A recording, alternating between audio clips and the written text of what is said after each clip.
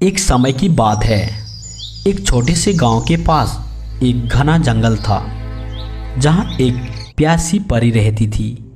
उसका नाम जलकन्या था। वह बहुत सुंदर और शांत स्वभाव की थी, लेकिन उसे एक बड़ी परेशानी थी। वह हमेशा प्यासी रहती थी।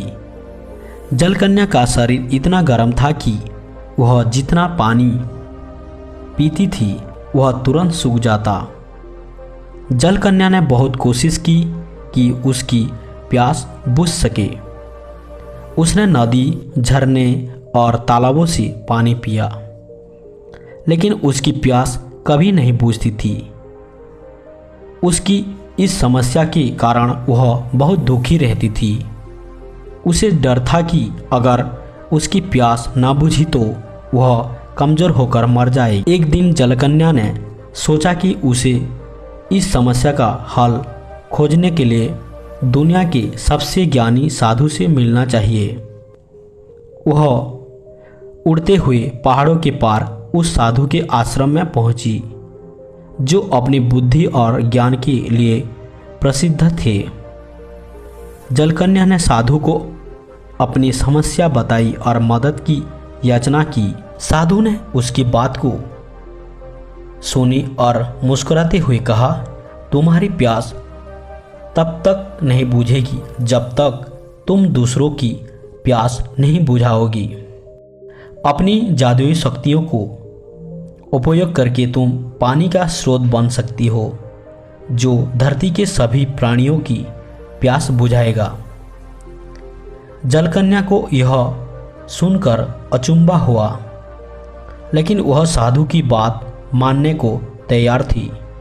साधु ने उसे आशीर्वाद दिया और कहा, तुम्हारे अंदर अपार शक्ति है, बस उसे सही दिशा में इस्तेमाल करने की ज़रूरत है। जलकन्या ने अपनी जादुई शक्ति को जागृत किया और खुद को एक सुंदर झरने में बदल लिया। इस झरने से मीठा और शीतल पानी बहने लगा, जिससे जंगल की सारे जानवर और पक्षी अपनी प्यास बुझाने लगे।